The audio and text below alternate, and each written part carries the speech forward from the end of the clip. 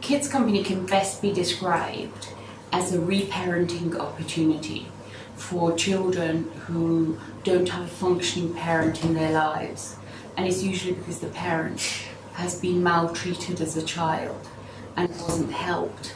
But they go on to have their own children, and sadly some of them go on to maltreat their children. So we receive children who've already run away from the family home, and they turn to Kids Company initially for really basic things like food and somewhere to live. But whilst we meet those basic needs, their psychological and emotional needs emerge, and they usually cluster around behaviours that are defences or consequences of having been severely maltreated. Just to give the public a sense of it, in Britain 1.5 million children are being abused and neglected, and the social work departments have only capacity to take on 6,900 a year. So consequently what happens in very poor areas is the social work department can't take the cases and children are left to fend for themselves.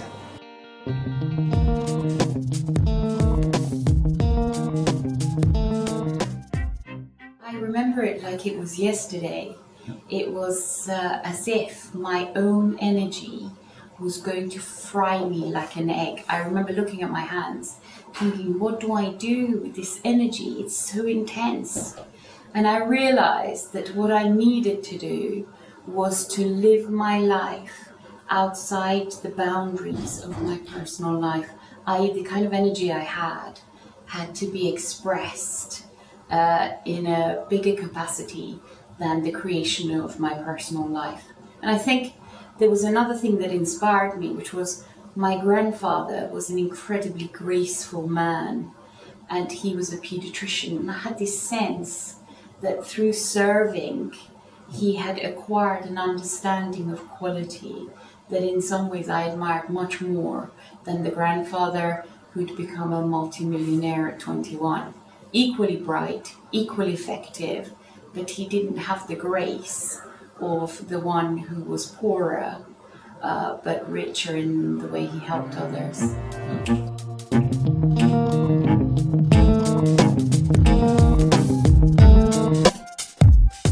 It's very interesting. You know, when you work with continuously maltreated children and in conditions where resources are really poor, the risk is that the workforce will become immune to abuse and over-familiar with it, and they start grading levels of abuse, paying attention to the most serious and not paying attention to perceived less serious ones. And I think as a leader, what I've had to do is create a sense of vision in conditions where actually it's hard to be visionary. And I've done that by trying to make my workforce understand that the abused child is our primary client to whom we're accountable. I've tried to put the children right at the center of our provision, and that quality, the delivery of quality, gives energy back to the worker. So I've tried to get my workers to deliver as much quality as possible, partly to meet the child's needs, but also partly to sustain their energy in their work. So in effect, we've created a heroic organization, which at the core of it is this driver to deliver quality, but to our clients who are children, not to stakeholders. Everybody else is a secondary client. The child is our primary client. Because the children know that, what's happened is that 97% of our clients are self-referrals. So it's children at street level recommending us to other children and bringing other children to us.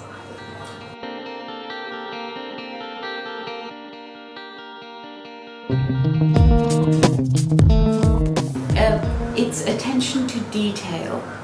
So when a child first comes on your premises, they're not thinking of you as someone who can meet their psychological needs.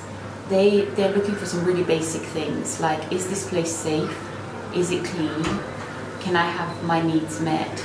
I try and get my workforce to really pay attention to things like cleanliness, really good routine, the quality of the furniture we provide. And in those early steps, what research has shown is that children get attached to the fabric of the building first, before they get attached to any human being within it. And it's understanding that environments are signaling the quality that potentially your workforce is able to deliver or not.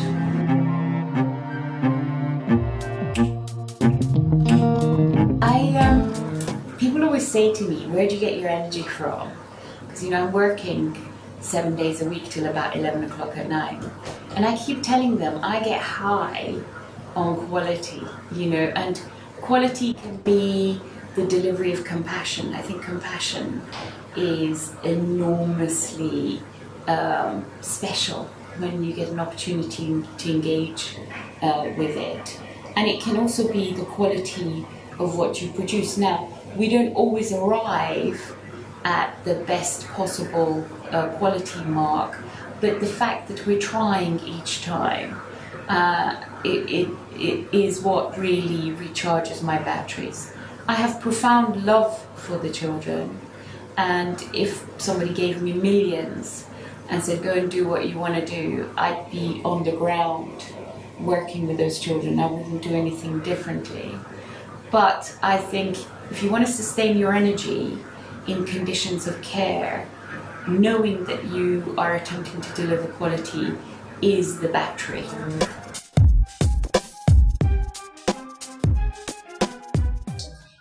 You're right, Kids Company has about 500 staff and it has 10,973 volunteers.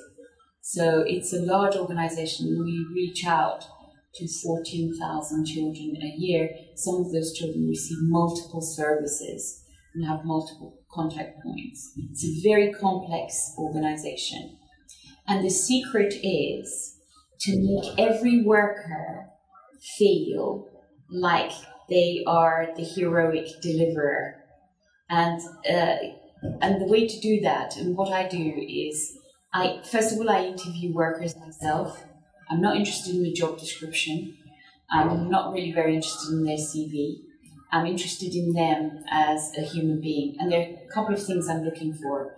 Their ability to form attachments, their love for children, and some kind of a skill, quirky skill. Like I hired the rollerblading champion of Italy. She didn't have a line or one bit of experience with children, but she clearly had the capacity to love. So I'm looking for the capacity to love. Then what you do is you put this worker in the work situation and you find their strengths and their talents.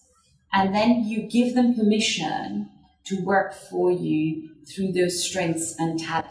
So you don't fit them into a job description, but you turn them into a skilled parent. Now, in order to be able to give that amount of freedom to your workers, you have to really look after them. So every worker in my organization has one therapeutic session a week where the therapist is looking after their feeling life, and they have one line management meeting a week so that we know that the work we need to get done is being done. But it's about really looking after the worker and having regular meetings with the worker to see if they've got bored or they've got run down a bit. They need to be pulled away from the frontline service with the children and work in the back office. So it's constantly regulating your workforce and being aspirational on their behalf. And when you do that with your workforce, that cascades down to the children. And my role as a leader is to treasure my workforce so that they end up treasuring my children.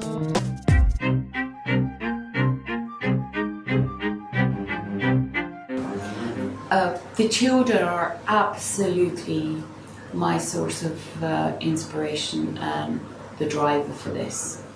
Actually, the reason I've lasted so long in such precarious working circumstances is the children. And what I've learned from them is, first of all, courage. They're incredibly courageous. So I attempt to be courageous on their behalf and will often say things to ministers and people like that, which is not in my immediate interest, but it's in the interest of truth. And then the other thing that I've learned from them is forgiveness, not holding on to the bad and sort of munching over it. So I let go of the bad and forgive as much as possible. And I saw those children forgive the very parents who were harming them time and time again. I can't think of an act of forgiveness greater than that, to forgive the very people on whose care you're relying who end up harming you. So forgiveness I learned from them. And then a sense of humor, just understanding that you're not that important. And I think often leaders become enormously preoccupied with preserving themselves. And the minute you do that, you become immensely weak. So I'm very in touch with my own insignificance. But equally, I understand then, when you really understand as a human being, you're really quite insignificant. A minute a flood can come and knock you over, or a disease can come and knock you over. You understand the potency of your actions, because potency doesn't reside in the self, it resides in the power of your actions. So you feel enormously liberated, because you understand it's not yourself you need to preserve or deliver, it's your vision, your action. And because of that, I feel very free.